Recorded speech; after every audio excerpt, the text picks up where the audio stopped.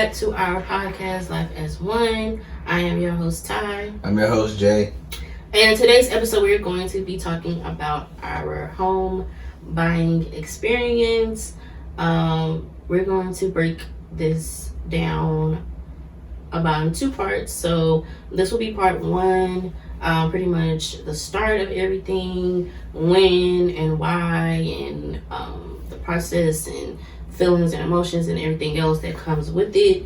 And then part two, we're going to be sharing with you guys tips and things to look for and everything else during your home buying experience if you decide to buy a home. So yeah, let's go ahead. Let's get it. So we bought our home in November of last year of 2022. So we haven't really been in our house a whole entire year. Of course, November will be here shortly as time flies by. But the home buying experience was pretty quick, pretty straightforward. We had a great realtor who really helped us through the process, helped us through the application, really told us straightforward what the documents and things that we need. So as far as that, it wasn't 100% stressful, like a whole lot of stressful. If you wanted to describe this is not, of course, a dream home. It's more of a starter home, first time buyers type home. But I enjoy it. I love it. I am grateful to be in a home, especially moving from different apartment complexes. And of course, those of you that live in apartment complexes, you guys know some apartment complexes are good, some experiences are right. Some are even worse. Some are even worse, depending on that. We haven't really lived in nothing really too terrible. As far as apartments, it's more like just regular average apartments, not really on the high end side, not those little luxury apartments like that. But of course, they were decent and safe areas, stuff like that, et cetera, et cetera. So yeah, when it came to our apartment experience, but we decided that it was time to buy a home just because I was really kind of tired of just apartments in general, and just bumping. If you're on top of someone, you gotta worry about you making too much noise or bumping or walking or stuff like that. And then I have nieces and nephews, so if you have kids and you're in a top apartment, you can get it can get irritating. Yeah, I would say that. Especially it's like she was saying, it's like having an apartment. It's like sometimes some apartments installation is shallow, some is good at installation where it's soundproof and everything else. But the parts that we had wasn't really like that, so that's why it's like we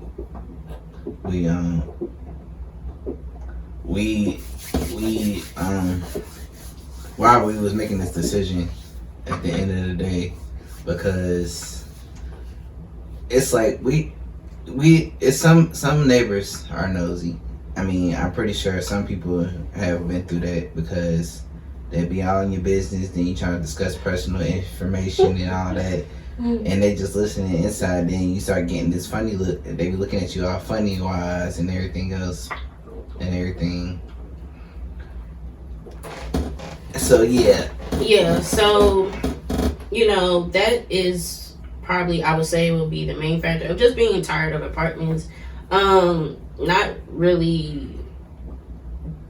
Some point in time, you kind of just get tired. I feel like as you get older and more mature, some people is fine with it. They can stay in apartments till they 40, 50, but some people, it may come quicker than others and everything else. But I feel like for us, it was just, it was just time for that transition into kind of just have your own home, your own driveway, garage, your own little area, and just really just have a place where it's yours. you can't beat ownership at all. So, you know, at the end of the day, paying over $1,000 for a luxury condo apartment in downtown area was just not really what I wanted to do. Well, what we wanted to do. Yeah. So as far as that, we decided to just go ahead and just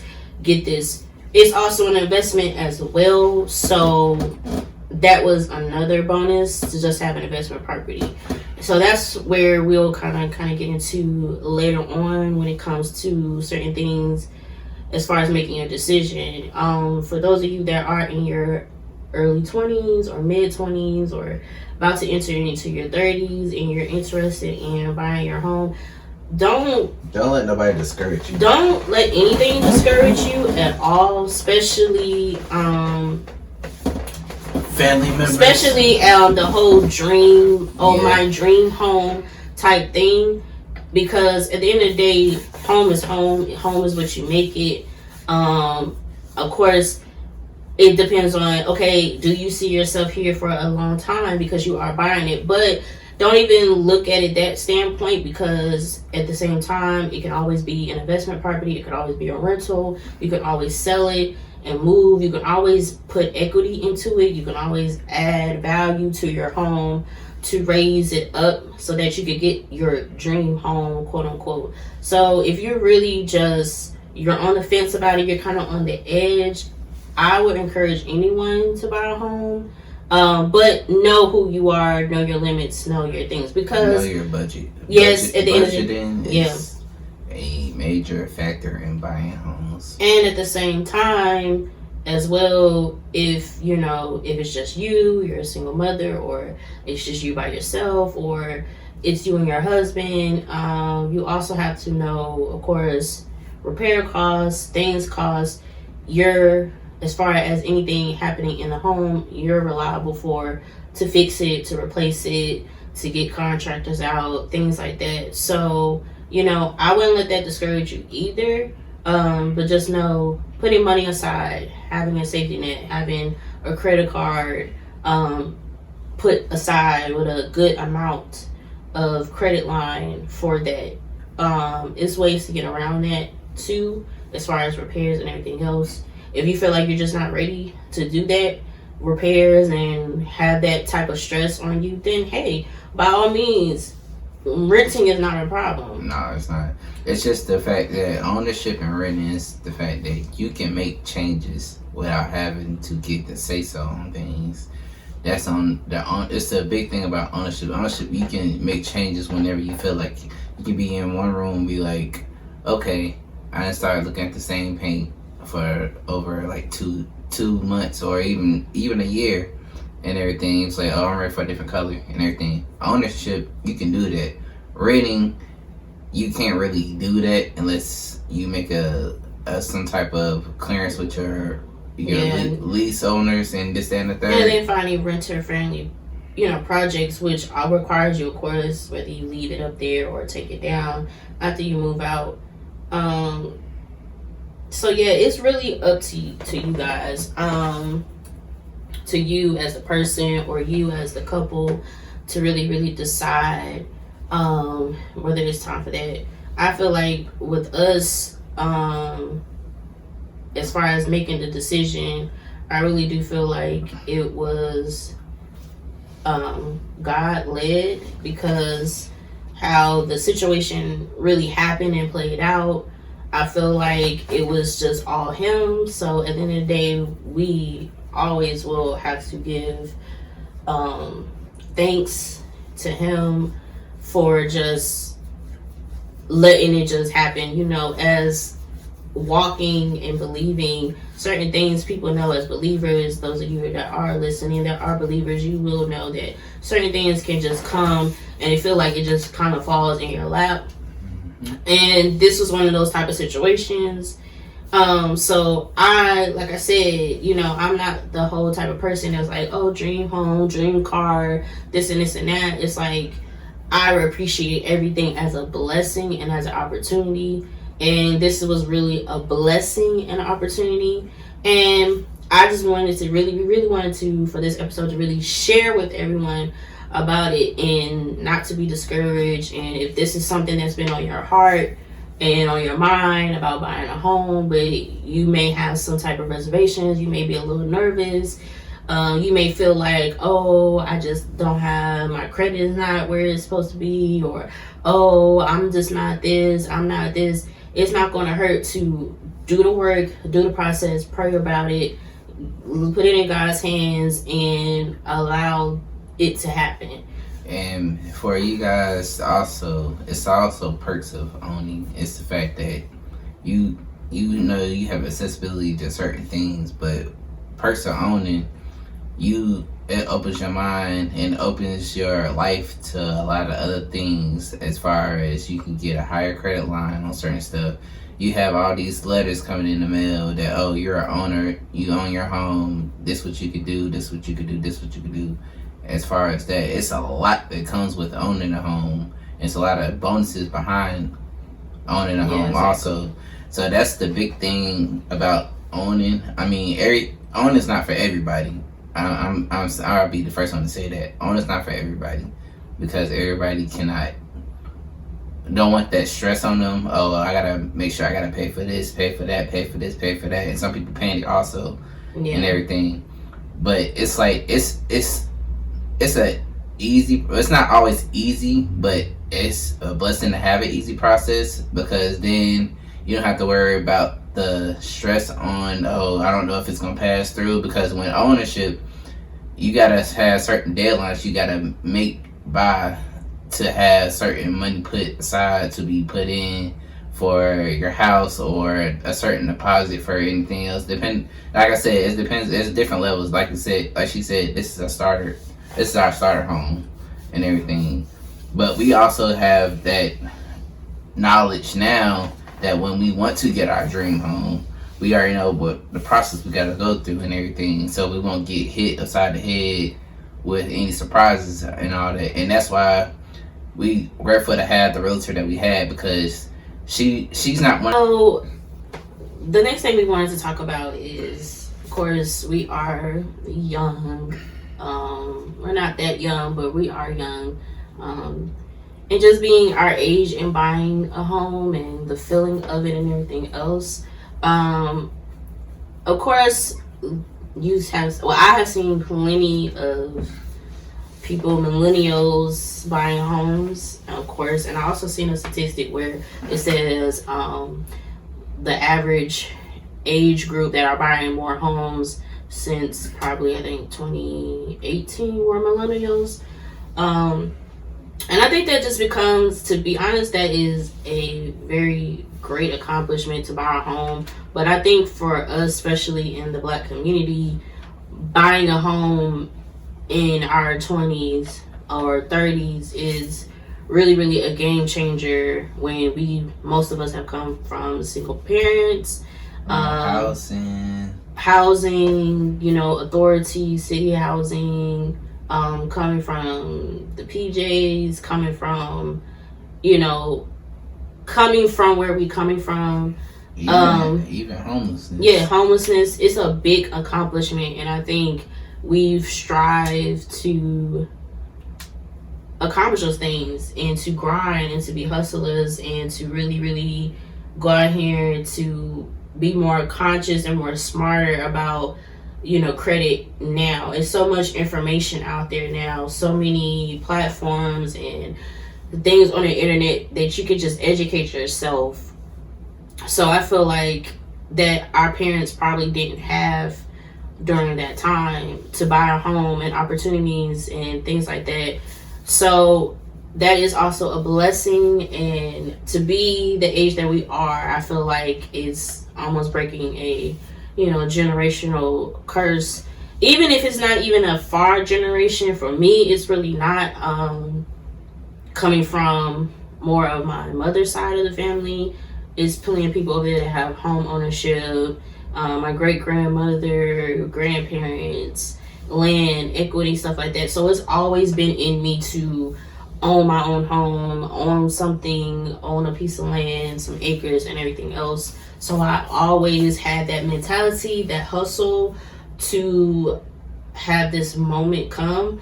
To have it at this age is just a blessing, and it's just grateful.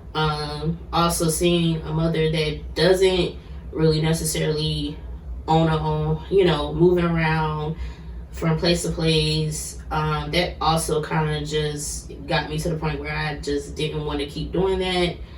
Because I grew up moving from home to apartment to another apartment to a home and another house, and just not really having that stability when I was younger. So that also drove me even more to do this, and to have my husband along with me is a plus. To have somebody to go through it, with you. That's not used to doing that all the time. Yeah, so it's like, and just having the information and everything else, like, it's just really mind blowing. And yeah, so how you feel about it? Hey, look, for y'all men out here, I support my queen to the fullest, because when she told me when we first met and we was just chopping it up about that issue, it's the fact that it's like I told her, I was like, I'm not used to moving all the time and everything, and she was like, well, I am, and everything. And I'm like, well, we got to come. Something gonna have to happen, because I ain't gonna be moving. Cause us men, y'all know. Cause us men, that when it comes to moving, us, we gotta be the muscle. We gotta move all the heavy stuff and all that. And boy, I'm not trying. And I told her, I was like, I'm not trying to be moving all the time. It's like, and everything. I mean, I work out and all, but at the same time, it's like, it's the mental mindset. It's like, oh, when you move so much and you move so many times, you start, it's almost like a down spiral where it's like you starting to figure out where stuff at and this, that, and the third, and everything else. And your comfortability, it's almost like taking you out of your comfortability, because you can be comfortable in a place, and we come into a routine where, oh, this is home, or even if it's an apartment, whatever, this is where I live at, this is home to me, this is where I relax. And then to have to decide to move, you gotta figure out, oh, I gotta come up with the down deposit and U-Hauls, and it's a lot. And then depending on the time of the weather and everything else and where you plan on moving to, which plays a big factor. It does play a big factor, and it gets really, really time consuming, and it can get frustrating. But just seeing like a lot of people, like even now, like going to work and having, I work with people all different ages, and to see, some of the older people that are in their 50s and 60s. I have a coworker now that she's 60 some years old, just turned 60, and to work 30 some years at a company and not have something to show for it. I didn't want it to be that either.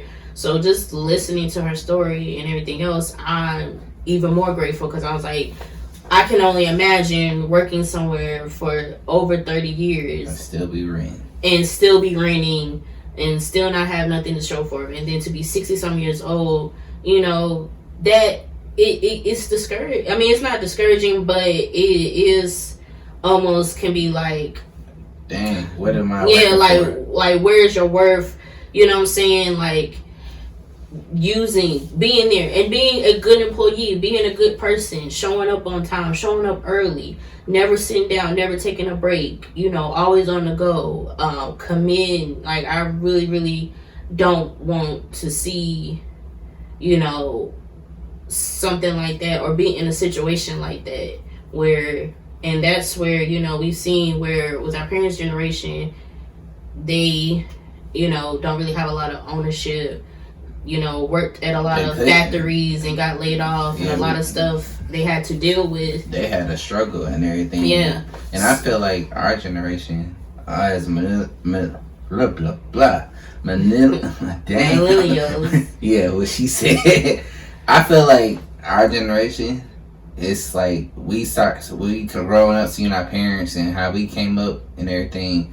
I think that developed the hustle mentality in our generation alone. Like she said, the statistics she said back in 2018, when most millennials are actually owning stuff. I think that plays a factor in how we grew up, because it's like we tired seeing our parents struggle and everything else. Our grandparents even struggle and everything else. And it's like it's like they say we gotta break generational curses and all that. And I feel like us millennials, we starting to get the ideal of that and everything. And then when technology started opening up when we were growing up, also that even made a even better mood to make that happen, because it's like now we got access to all these things that's going on for ownership and everything. Yeah, education, and we can seminars, workshops. I mean, the list goes on and on. But yeah, it's just a blessing that, I mean, I don't even know anything else to say, really, but just how grateful we are and how blessed we feel. And really, we're going to go ahead and get into our goals as far as with this home. For us, it is definitely a starter home. It's definitely a home where I feel like we can build off of. I feel like it's also a home where we can really express our creativity, renovating certain stuff. It doesn't need a lot of work to it, which was also a blessing as well. Maybe like upgrades or certain things that I may like or may not like, or things that I may want to change. Because definitely we already started upgrading, and we have put our own touch to it, which is great. So really, with our goals is really just to really keep this as long as possible. As far as the long run in the future, yeah, if I'm content and fine with where I'm at, but we always talk a little bit about, you know, future goals or whatever. So even if another thing, a point is, even if you see a home and you first buy your home and it's a starter home, you know, always be grateful, always be appreciative, always have the mindset that even if I don't get blessed with what I really, really want, I'm okay with this blessing. I am happy with this blessing. I am content with this blessing. As most people would say, if you go to the church, you will sign, like, even if the Lord don't bless me with nothing else, I'm fine with what he has blessed me with thus far. So this is how I feel about this home. You know, so I'm not gonna say, oh, well, this is not my dream home, it's just an investment. Like, I'm not gonna talk bad about it. It's an investment, it's a starter home, it's a dream home, it's all that in one. You know, wherever we plan on or wherever our journey leads us, then hey, that's where we're gonna go. But yeah, that's pretty much our goals, is just really to just add our touch to it, add character to the home. If you guys are interested and you guys want to see the process, you guys want to see some of the things we've done, you guys can definitely go onto my personal page, Clean with TW on YouTube. You can also follow me on Instagram. It's the same username, Clean with TW. Yeah, with 50,000 people. You guys can check it out. I have a couple of videos of closet, things we did with the closet, things we did with the bathroom. Yeah, a video of this room that we were actually recording. The streaming / podcast area, as you guys can see, those of you that are watching us on YouTube. So if you guys are interested in following us that journey, you definitely can see all the updates and renovations and things that we do if you guys are interested in that. We also will be doing a part 2 of the home buying process. Really talking about the downfall, talking about the people around us. Of course, y'all know you guys want to know, well, how did the people react around us? And really our set goals on how to really, really get it paid off. And if you're paying a mortgage, giving you tips about budgeting, giving you tips on how to pay something off in a maybe knocking off 10 years. If you're on a 30-year fixed mortgage rate, how to knock it down to 10, now to knock 10 years off of that. We're going to be going into a little bit more depth of more of the downsides, because I don't want y'all to be thinking it's glitz and glam. No, it's not. It was not. It like was not glitz and glam. Like I said, as far as dealing with what we had to deal with around us, because you know, with every blessing, you know, you're gonna have haters. You're gonna have some type of. You're gonna have trials and tribulations. You're gonna have something come up with it. So we're going to get a little bit more details with that episode, with part 2. So you guys, if you are on our YouTube channel, make sure to subscribe, like, and comment. Make sure you hit that notification bell so you guys can catch part 2 of our home buying process. Those of you that are listening to us on Anchor, we appreciate you guys. Spotify, all the podcast platforms. Make sure you guys head on over to our YouTube channel as well. You guys can watch us there as well. You guys can like, comment, and subscribe. Also hit us over in our Instagram. It's a little dry, but we're gonna get back on there. So yeah, that is all for this episode, you guys. I hope you guys enjoy it, and see you guys in our next episode. Bye. Peace.